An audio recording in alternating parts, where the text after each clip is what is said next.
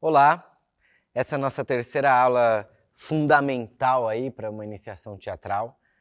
Para aqueles que acompanharam a primeira e a segunda aula, se acabou de acontecer, se você está acompanhando na sequência, a gente já pode iniciar o exercício. Se você ainda não viu a primeira ou a segunda, eu indico que antes de assistir essa aula aqui, você assista a primeira e a segunda aula, onde a gente vai fazer um aquecimento vocal, um aquecimento físico para iniciar um primeiro exercício teatral, certo? Muito bem. O teatro, ele tem uma diferença cênica para outras linguagens, que é a história.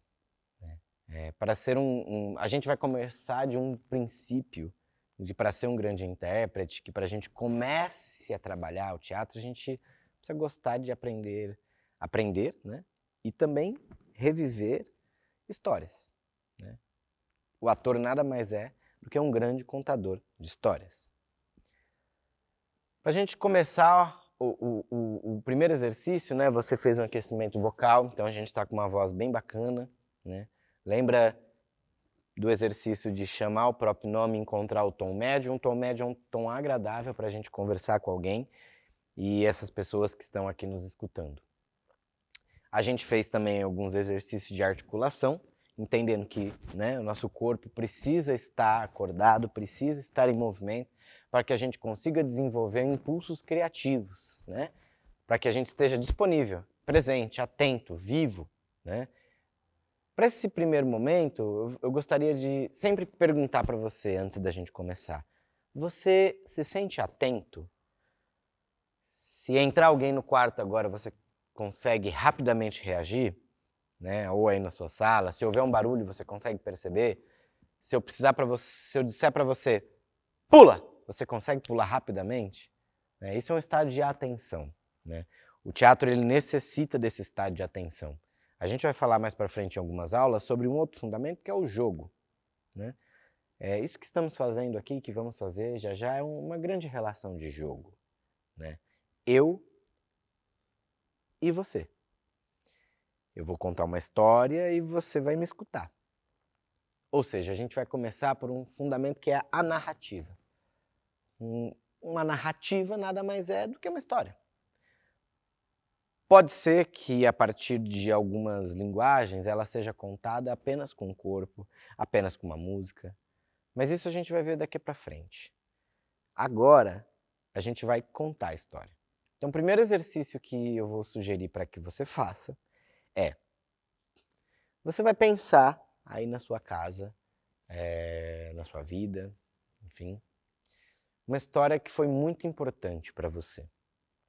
Algo que aconteceu na sua vida que, se você pudesse dizer que foi muito significativa, você vai escolher ela. Por que tem que ser tão significativa, professor? Podemos entender que uma grande parte, aí se a gente for pensar em porcentagem, né, talvez 50% do teatro, é o tema da história que você vai contar. É a história que você vai contar. Né? Ela precisa ser interessante, ela precisa ser uma imagem quente, precisa ser atraente, ela precisa movimentar, ela precisa ser uma experiência profunda, né? Então, vou pedir para você procurar uma experiência profunda na sua vida que tenha acontecido. Você vai dizer assim: nossa, mas eu não sou uma pessoa que tem muitas experiências, eu não viajei para tantos lugares, né? Eu não. Aí que a gente se engana. A gente vai partir de um princípio que é esse básico, que é nós mesmos. Podemos começar como o seu primeiro beijo. Seu primeiro beijo, ele é uma experiência profunda. Hoje, para nós que somos um pouco mais velhos, pode parecer que não. Mas na idade que você fez isso, ela foi uma grande experiência. E tenho certeza que ela é bem envolvida de muitos detalhes. Uma primeira queda séria. No meu caso, por exemplo, eu tenho uma moto, ando de moto. A minha primeira queda de moto foi uma experiência profunda. Ela me gerou alguns traumas, né? E me gerou alguns aprendizados. Pode ser uma viagem, pode ser o momento de uma partida de alguém, um momento muito feliz, né? Enfim, uma experiência profunda, imagem quente, algo que você escolha para contar. E o mais importante, porque o teatro é uma relação entre palco e plateia. Ou seja, a história, ela precisa ser interessante para quem está assistindo. Por isso não pode ser qualquer história. Você pode escolher algo que você nunca tenha contado para ninguém, ou apenas para poucas pessoas. Você pode escolher algo que você não lembra direito, mas você sabe que foi importante. Só não escolhe algo que você não esteja bem, que não tenha superado. Né? Se é algo que te machuca, que vai fazer você se sentir mal, não conte. Escolhe outro. Isso é bem importante na nossa terceira aula discutir para que nas próximas não aconteça. O teatro, o palco é um espaço para que você se sinta bem. O jogo só acontece quando a gente se diverte, quando a gente se sente bem. Então, disponibilidade, atenção, sensação de prazer, né? Precisa estar envolvido com essa sua contação de história. Eu vou começar o exercício para vocês, para a gente fazer junto, para você entender. Então você vai pensar nessa história. Eu vou escolher a minha queda de moto, como disse a vocês. Eu vou contar a primeira vez que eu caí de moto. É importante que eu conte isso com a maior riqueza de detalhes que possa existir, que eu lembrar. Então tente ser minucioso. Isso daí tem que durar pelo menos uns 3, 4 minutos. Nossa, muito tempo contando uma história. Você vai ver que não. Lembra que você já está aquecido, que seu corpo já está disponível e você vai conseguir muito facilmente.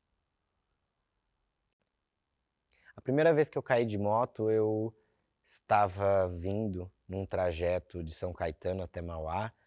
Eu estava virado, sem dormir, era uma semana bem complicada, onde eu trabalhei bastante.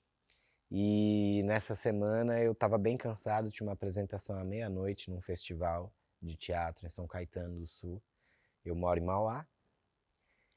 Estava na moto voltando por volta das 4 da manhã. Eu tinha uma moto simples, 125 cilindradas. Estava bem cansado, estava eu e minha ex-companheira na garupa. E vindo cansado, pilotando a moto, eu parei de escutar a voz dela, a gente não conversava há um tempo. Eu já tinha escutado muitas histórias de garupas que dormem e caem na moto. Então eu chamei a atenção dela logo, né? E perguntei se estava tudo bem, se ela estava com sono. Ela disse que sim, mas que estava acordada. E lembro de logo depois disso continuar, ter passado um farol e o meu corpo dar uma leve relaxada, porque eu fiquei um pouco mais tranquilo que ela estava segura. Segui pilotando a moto e lembro de ter parado no farol. Isso já era 4 e pouquinho da manhã, então eu estava segurando o guidão e lembro de ter dado uma fechadinha nos olhos para descansar um pouco. Lembro do farol ter aberto e eu segui com a moto e era uma curva. E aí eu lembro da primeira, da segunda marcha e lembro depois assim da queda da minha companheira só gritando, né? Ah! E eu acordando, rolando no chão, assim, nós dois. E foi um grande susto e eu dormi. Eu cochilei na moto. Eu não sei se eu cochilei ou se meu corpo apenas desligou porque eu estava muito cansado, mas eu subi a guia, subi a calçada com a moto, né? A gente estava bem agasalhado, então foram apenas escoriações. Eu tenho algumas marcas até hoje, né? Dessa queda. E por isso ela me marcou tanto. A gente não quebrou nada, foi tudo muito bem, caiu. A primeira reação que eu tive foi levantar, vi que eu estava bem, perguntei a ela se ela estava bem, ela disse que sim, e aí eu sentei do lado dela, nós dois ficamos sentados esperando alguma ajuda. Motoqueiro é bem assim, quando alguém cai, vocês já devem ter visto, todo mundo se ajuda, né? E aí logo chegou alguém perguntando, pedindo um celular, chamando a ambulância, e aí tudo se resolveu. Tem um assunto importante que é eu sou anafilático, eu tenho uma alergia muito séria à dipirona. E logo que o motoqueiro me abordou, eu já falei, não, tá tudo certo, chama a ambulância, só avisa que eu sou alérgico à dipirona. Eu não posso tomar nenhuma injeção de dipirona, senão é perigoso fechar minha glote ou até morrer. E aí, essa foi a primeira vez que eu caí de moto. Muito bem. Então, você selecionou a sua história, assim como eu selecionei a minha, e você vai construir essa narrativa. Você vai contar essa história para alguém. Para você contar ela para alguém, assim como eu fiz para vocês, e eu fiz questão aqui de mostrar eu contando essa história, para mostrar a importância dela ser rica em detalhes. Você precisa construir as imagens para quem está ouvindo. Professor, como que eu vou fazer isso? Ensaiando. Começou o nosso primeiro lugar de repetição. Então, a partir do momento que você escolher a história, você vai na sua casa aí mesmo, sentar em pé, enquanto caminha, né? Caminhar mantém o corpo ativo, mantém o corpo aquecido. A gente já fez esse trabalho de aquecimento, então para você não perder, você pode ir contando a história em voz alta para você. É importante que você conte em voz alta, tá? Você precisa se escutar. Não adianta você só imaginar, você precisa ensaiar. Então você vai contando em voz alta essa história e vai falando, não, ao invés de eu falar primeiro sobre a queda, eu vou falar o que estava acontecendo antes, onde eu estava, perfeito, porque aí a pessoa vê, imagina. Quando eu falo que eu estava trabalhando muito, você já imagina a minha carga de cansaço, você consegue imaginar como eu estava na moto. E aí, quando eu falo para você que existia uma outra pessoa, eu coloco uma relação, né? Tudo isso vai deixando a história mais interessante, certo? Então você vai ensaiar em voz alta, aí na sua casa, a contação dessa história. E depois, quando você olhar e falar, nossa, ficou legal, deu aí meus 3 minutos, acho que ela tem bastante detalhe, né? Eu não falei aqui, por exemplo, a cor da moto, eu poderia ter falado. Eu não falei, por exemplo, como foi a apresentação, se eu estava feliz ou triste, se eu estava com fome. Poderia ter entrado em detalhes assim que vão dar cor à história, vão dar cheiro, textura, né? Isso vai fazer com que a história fique tridimensional, né? É legal você pensar da diferença de uma literatura. A literatura é um texto, né, escrito num papel e ela é bidimensional. O teatro tridimensionaliza a história, certo? E a gente faz isso a partir de sentidos, a partir da nossa relação e, claro, depois a partir da cena. Tudo bem? Então, treinem, ensaiem esse exercício e aí você vai contar para alguém. Eu te desafio você fazer isso e contar para alguém. Pode ser um amigo, um parente, alguém na sua casa que você vai olhar e vai falar: posso fazer um exercício de teatro com você? O exercício é somente esse, eu vou contar uma história. Ou você só pode entrar no meio assim, de uma conversa e contar uma história.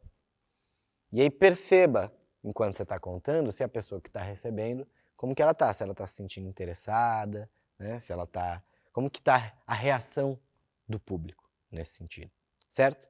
Quando você fizer esse exercício, eu vou passar mais um para você, que é um desdobramento deste. Você vai colocar uma mentira no meio da sua história e vai contar para uma outra pessoa. Então essa mesma história que você está contando, né? Você vai colocar uma pequena mentira, uma pequena modificação. Você, na minha, por exemplo, posso dizer que eu estava de bicicleta e não de moto. Eu posso dizer que eu estava de carro e que meu carro capotou, né? Eu posso. Então você vai colocar uma pequena mentira, tá? Conte primeiro a história exatamente como ela é. Depois que você contar uma, duas, 3 vezes, contar para algumas pessoas, o segundo exercício é colocar uma mentira, fazer uma pequena modificação nessa história. E aí você vai contar novamente para uma, para 2, para 3, para 4, para 5 pessoas diferentes. Certo? Muito bem. Na aula que vem, a gente vai falar um pouquinho sobre essa mentira, o que ela representa dentro da narrativa. Espero vocês na próxima e até logo.